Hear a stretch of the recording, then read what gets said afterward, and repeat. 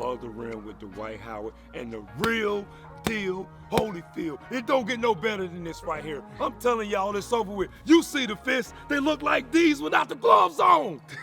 I see why he knocked Tyson out. Boom! Holyfield continues to dig in. A left hook to the head. He's got Tyson in trouble. Tyson's ready. A straight right hand. The Talbot stops the fight. And Holyfield has won. I can't stand it. It's the most unbelievable thing I've ever been privileged to witness. Fighting back. Down goes McDonough through the ropes. What a shot by Evander Holyfield. I got the real deal Holyfield. He finna train me. So Paul, you next, man. Real deal. I'm doing a thing, Mike knocking him out. Jake Paul can box himself. I still think Mike go.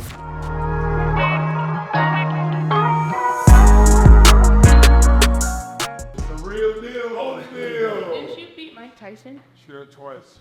Yeah, we was talking about you. I was telling him about you. And I said, yeah, this the guy who knocked Mike Tyson out. Yep. Yeah. This is David, my son, big 10-year-old. Yeah. 10. Yeah, Bowden. Wow. Kennedy, Size 13. Yeah, size 13. We got it. Yeah. Oh, he was same size I wear. That's crazy. I was thinking on the way over those. I said, you know how legendary he is. When you thinking of trying to tell somebody about like this the real deal, man. I mean, this the real deal Holyfield. Like, that's how real you want him to know it is, you know what I mean? That's how legendary he is, like. And that's what people refer to as trying to show you the most realness you can be. I'm telling you, man, That's I'm his real. He always say that. But no, real deal Holyfield, man. That means I ain't lying, I'm telling the truth. I mean, every bit of what I say, this is the real deal Holyfield right here. And I was thinking of that driving over here, I was like, man, that let you know you'll never die. You'll live on forever. And he's a living legend right now. And I was telling him I was on the plane, and I was going through movies on the plane, and I seen something said Chasing Tyson. Chasing Tyson. Okay, I looked at that. It's a documentary on you. Really? And, it's called Chasing Tyson, and it's a sweet documentary because it made me respect you even more. Because when I was coming up, Tyson and Michael Jordan was the names that they pushed on us. But you was the truth, and you was the only one to give him the truth. He couldn't do nothing with you. That's why he did what he did. And He he was said in the scared. interview, when they interviewed him, he said, I couldn't do nothing with him. You know, I just lost control of it, hey. But that's when I had more respect. I had Mike Tyson right here, you right here. After that documentary, I put you right here and Tyson right here on everything. Well, if you grew up watching you, riding by your house, during Christmas. Oh man, we went in the same school. What was it? No, Mike, you talking about, was it Whit? No, not Whitfield. What school did you go to? I went to Southwest Christian, and it was, nice kids went to. No, my kids. That's it. Yeah. What I'm talking about. Yeah. Yeah, so it was a school across the street from his house that we played against, so we used to all the matches about being at Holyfield house because we had all the Christmas lights up. For Christmas. So everybody in the neighborhood during Christmas, my mama especially, to drive by. Let's go by Holyfield house. We can see No, the you guys Christmas looking lights." good out there. Had the Christmas lights up. Had a person out there cutting the grass during the summertime. Yeah. Wow. That's like a landmark in Atlanta. You come to somebody outside the city, come, hey, I'm gonna take you to Holyfield house. Ride by Holyfield house. I'm from College Park, so how your son doing? Which one? Is he still playing football? He was at. Oh, you talking about Elijah? Did he play for Georgia? Yeah. Running back? Yeah, boy, right back. He made it to. He went to the NFL. Yeah, he played for That's wait. He made the team, but they ain't playing. They ain't playing. I remember going to his game a couple of times. My bad, College Park, Yeah. packed out, crazy. You know, he got him my shoulder good, son. He cold. We was in the gym one day, and you came up. You was talking about Cam Newton, guys from Atlanta and stuff like that.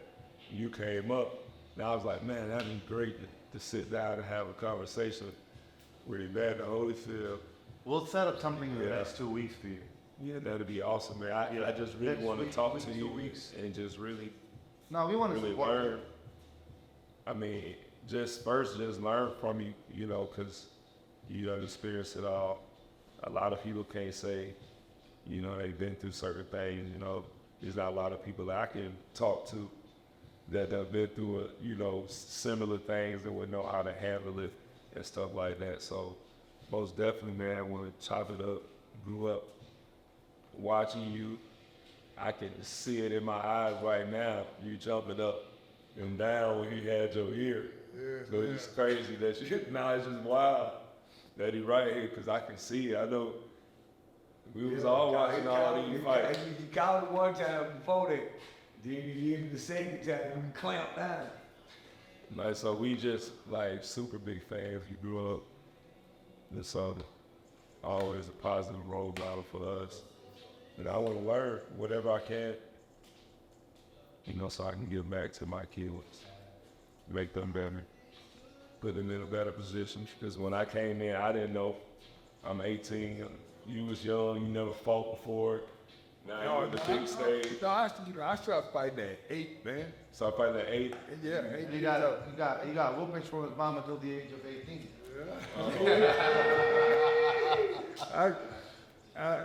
I moved when I got my last foot at 19. You moved after that. You said I ain't taking that no more. No, I just realized I ain't said that.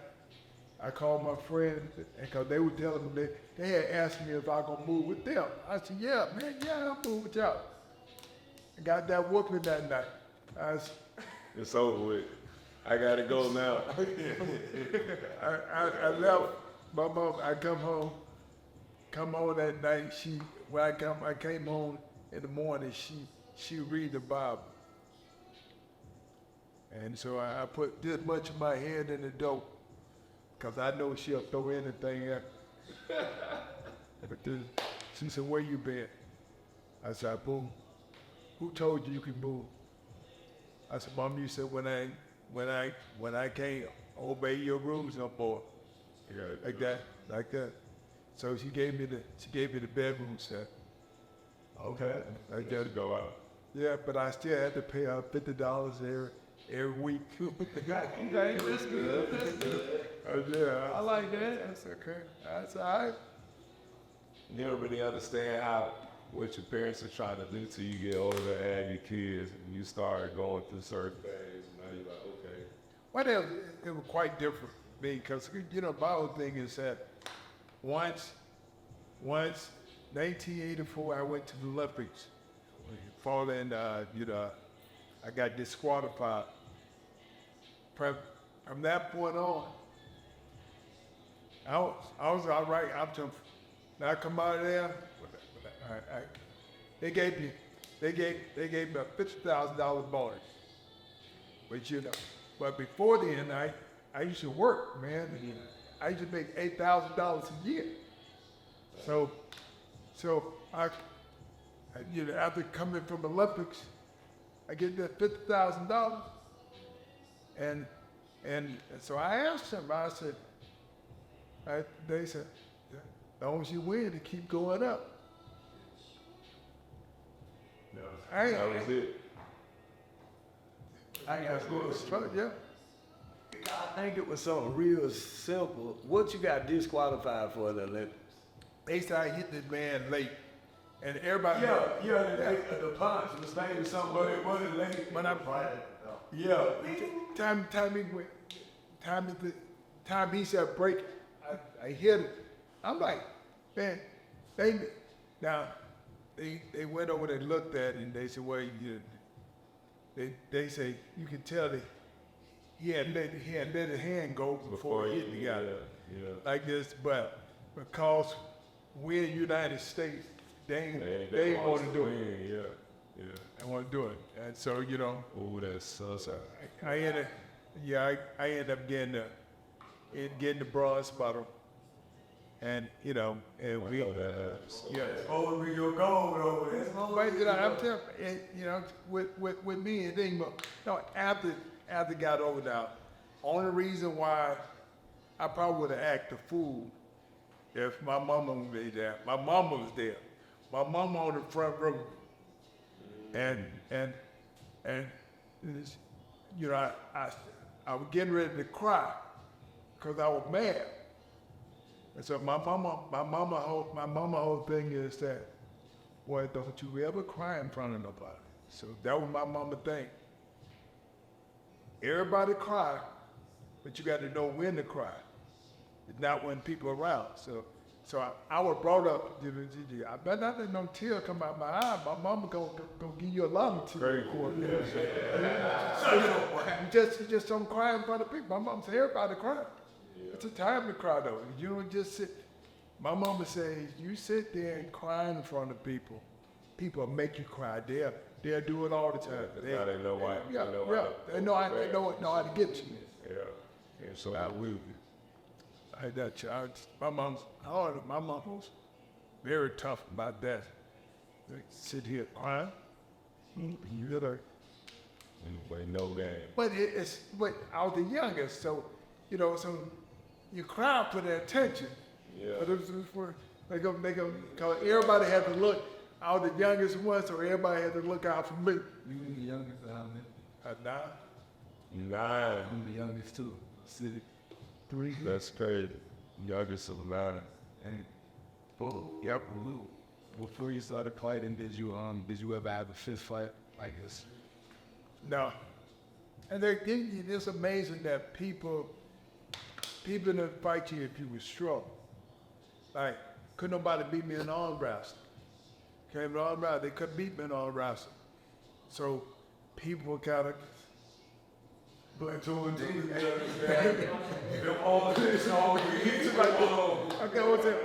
I never got in a fight because couldn't nobody beat me in arm wrestling. So you watch Over the Top? Is you an Over the Top fan? No, I never see it. You never saw Over the Top? That's tough. Yeah, That's one of the most legendary arm wrestling movies. My whole thing is that I'm strong. Now my dad, I didn't meet my dad until I was 21. So after I come from the Olympics, my mom take me to Alabama to see my dad. But when she got ready to take me to see my dad, I was like, what I need to go see him for? I was able to tell my mama. I said, Mama, I've been asking you all my whole life. You mean tell me you know where he was? And she was kind of halfway in the middle. Yeah. But so she made me take her like this. Right, I go see my daddy, and I asked my mama at the end of the whole thing what the purpose. She looked, my dad was big old man. She said to show him what I did without him. Like this thing, and my dad he just put his head down and he said nothing. And so of course, when she said that, and I walked up to him and I said, Daddy. He said, yeah. I said, I want to buy you a truck. And my mama went off. You don't want to buy him something? He ain't do nothing for you. I said, Mama, he lived right across the street from us. We used to live, for 4 years, I lived right there, and you didn't even tell him it. I said, Mama, what man gonna think that he pregnant, that he have your baby and you don't tell him?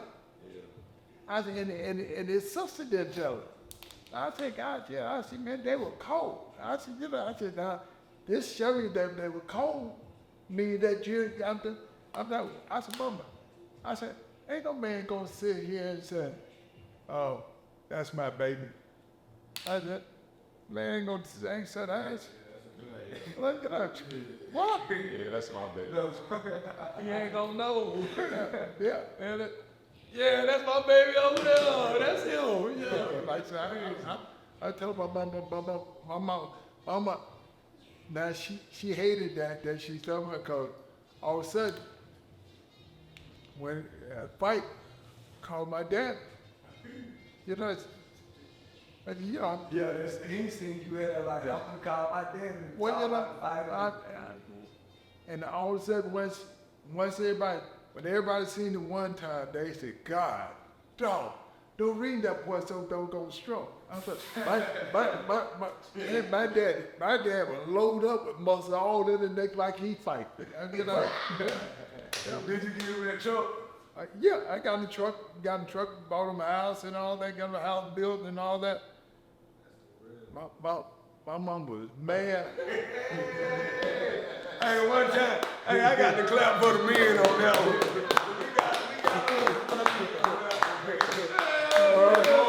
Hey, Mama, you ain't do nothing the whole time. Why you give that?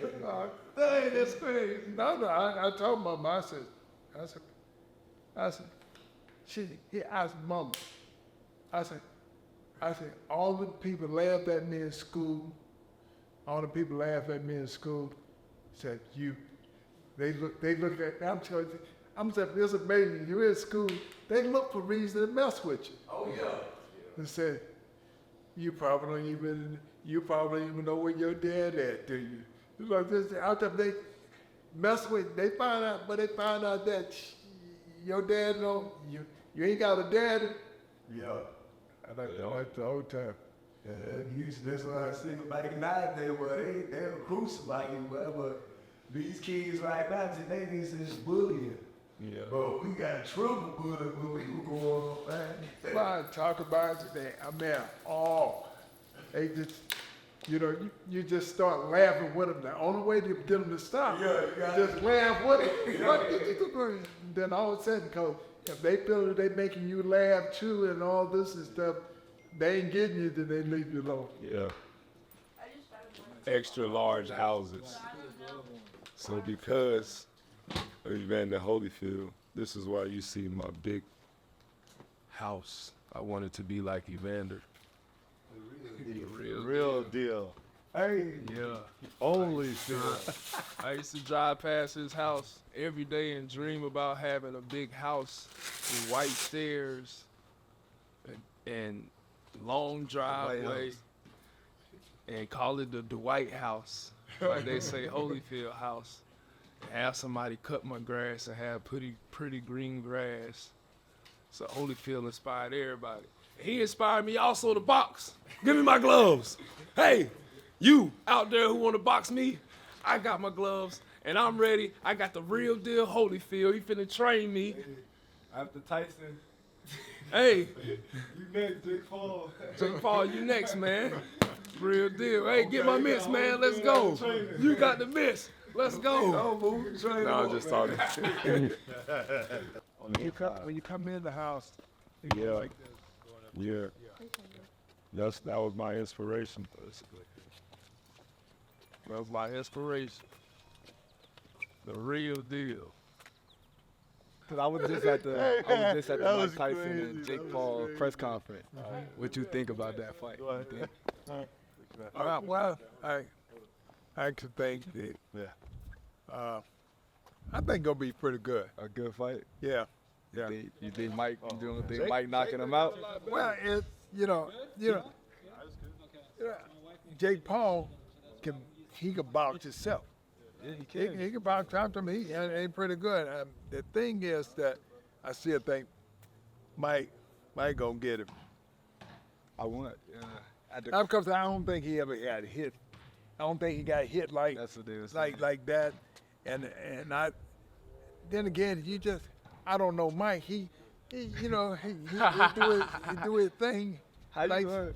I don't know. The entertainment side, like when y'all doing like the press conferences and talking shit, cause Jake Paul, he was talking a lot of shit, and Mike Tyson just like, he was so humble. Yeah. It's like, watch what you say, watch what you say. Yeah. And the fans just like, yo, you're a YouTuber. I hope Mike, you look in shape. Well, that's what I'm saying. The whole big thing is pretty much with how bad it was. You know, for us. See, my whole thing, I ain't never did no.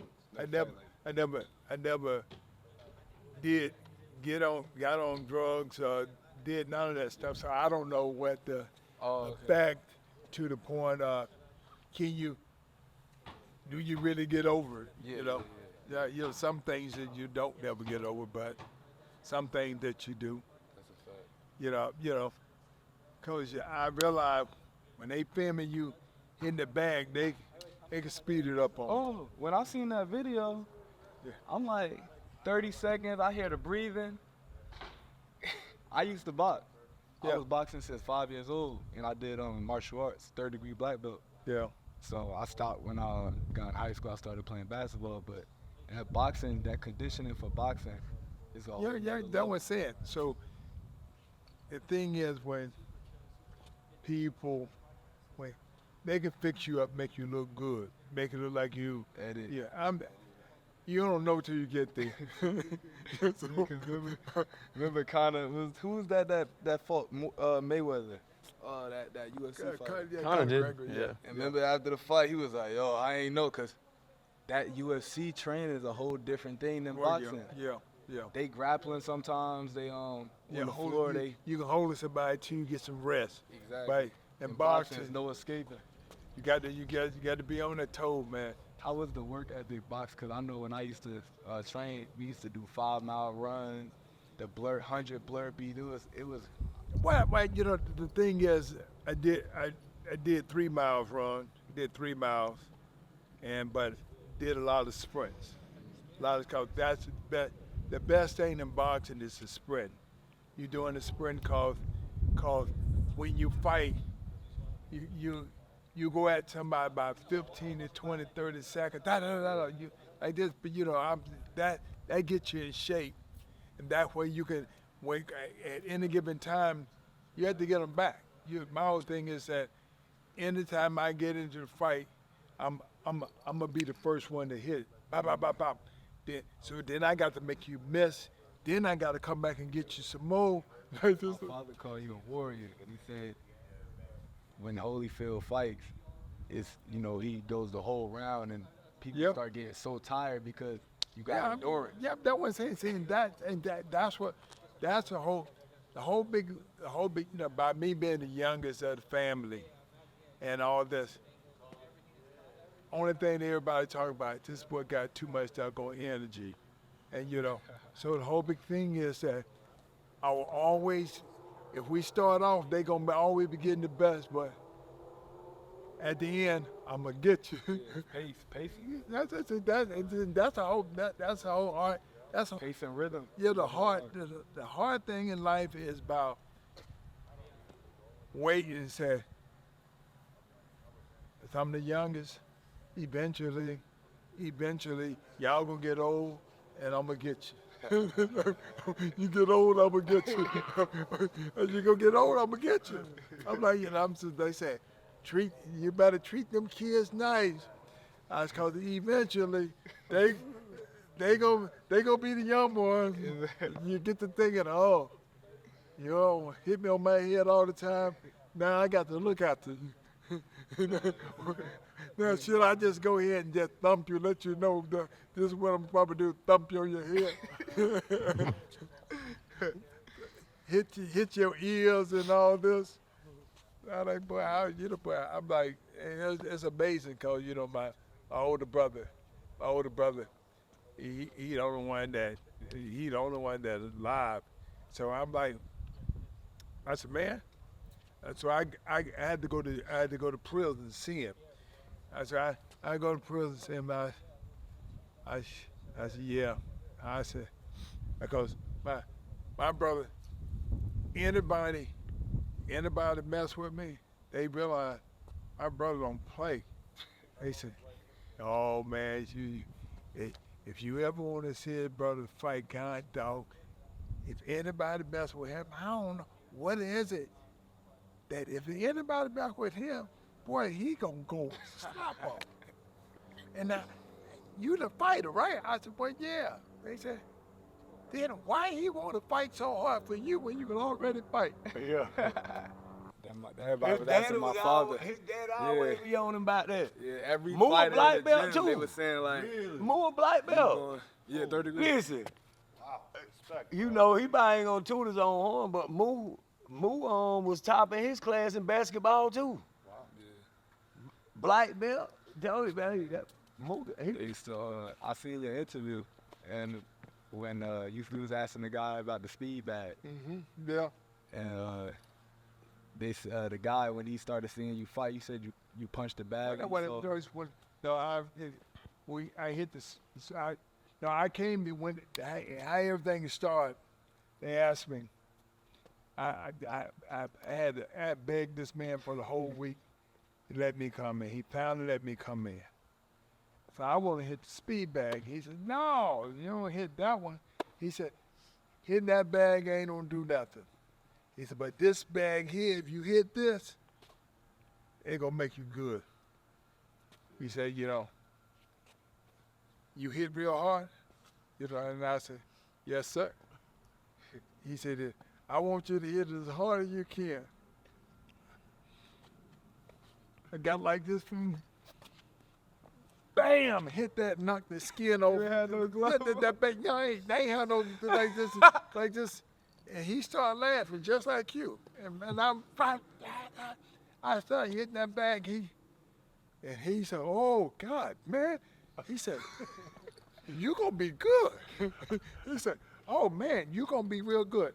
He said, "You know Muhammad Ali?" And I said, "Yeah, I heard of him." Say, "You could be just like that." I said, "I'm only 8 years old." He said, "You ain't gonna always be 8. Like this is, You already seen that potential. You hit that. Right, he seen once I hurt my hand. You ain't stopped. You kept going. Ain't no sense to crying now. You wanted to hit the bag. And you in there now. He done let you win. Yeah. So from that point on, he told me himself. He said, "You are gonna be the very best." Like this. And so when I go home, I told my mama. I said, "Mama, you know what he said?" She said, "What?" He said, "I'm gonna be the very best." She said, "All right, then. You're not gonna quit then." All right, then. So my first match, one lick, bam! Boy started crying. What's crazy is The first trophy. with him, when he was 10, he told his pops that he was going to be the #1 pick. Yeah, I was He just get talking to my dad about it today with my And he son. was the #1 pick. Same thing like you just said. You're 8 years old. 10.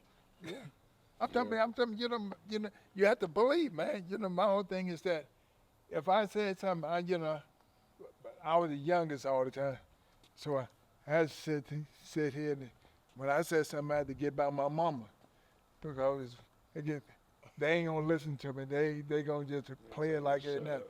But if I'm by my mama and I say it, They ain't got no choice but to they listen to it, and like this is what I think he's selling. And like this, but I was good in all the sports when I was at the boys club. When I was at the boys club at 8 years old, man, we once a year they have a tournament. That's what I'm doing. And I'm